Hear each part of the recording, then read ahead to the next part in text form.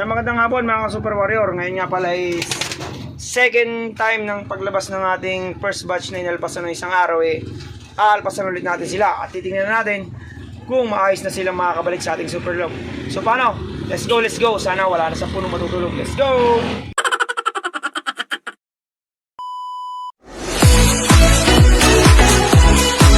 Yan mga Super Warrior. Ready na ang ating mga Super YB para lumabas at pumitik ulit. Sana mas maganda na mag-resulta at sana wala na matulog sa punong na. Let's go! Yun nga, ang lakas ng hangin dito sa atin ngayon, no? Yan, no? At ayun yung Super YB natin isa. Lumabas na. At may lumabas na tayo sa trapdoor ulit. Nasa landing board na siya sa labas. At yung iba ay uti-uti na nagsisilabas at sigurado maya-maya lang, mag-PPT ka na yan. So pakabahan time, let's go, let's go. So kita nyo nga mga Super Warrior, ayun, no? May pumunta na sa kapitbahay natin bubong at meron pang dito, ayun, nakikot yung isa. So bro, yan, nag-PPT ka na naman sila, lakas naman din ang hangin. Sana makabalik kayo dito sa Super Loop. Ayun, no? Ang kulit nila. Makulit nyo, ha. Sa kahit makulit kayo, bumalik kayo dyan. Ayos na tayo dyan. Ayan pa, oh. Super Warrior natin. Sana magtuloy-tuloy lang yung kabahitan nila. Sana wala na masyadong magpasaway. Ayan. So paano, magkita-kits na tayo mamaya kasi palis ako. Mamasyal muna tayo. Sana pagbalik kayo, nasa Super Loop na kayo. So let's go mga Super Warrior. Abang-abang na tayo mamaya sa kanila. Or kita-kits na tayo dito sa loob ng loop natin. So let's go. Bye-bye! So ayun mga Super Warrior, all goods kasi yung mga inalpasan natin ngayong araw mabait. Ito, nagpabit-bit ba pero bumalik. Tapos ito, ayos din. Umikot din ang umikot. Tapos ito pala.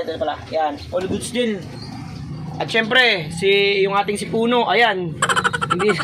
Hindi na natulog sa puno. Pumasok na sa loop. Ayos, natuto na natin mga Super Warrior. Bukas yung second batch naman ang alpasan natin. At saka may bad news lang tayo.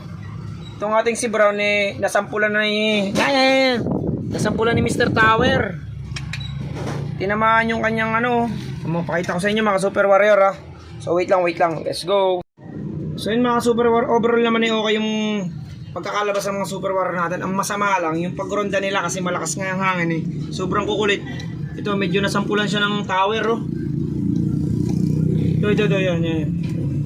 May dugo yan, hindi lang masyadong kita sa video, nakakawa naman, pero overall okay naman yung Super Warrior natin, nakakalipad naman. Aso nga lang syempre, masakit yun. Buti na lang, hindi napuruan. So yun lang mga ka-Super Warrior. All goods naman lahat at kita kasi na tayo sa mga susunod natin video dito sa ating mga Super Warrior. Bye-bye!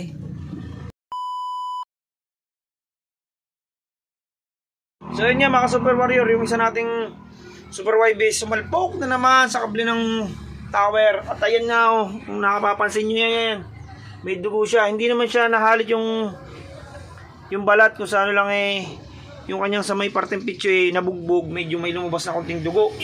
Pero mas maigi na yung may lumabas para ito paano walang mabuong dugo sa pitch niya. Pero alam ko nasaktan yung Super Warrior natin kaya siguro hindi muna natin siya palalabasin.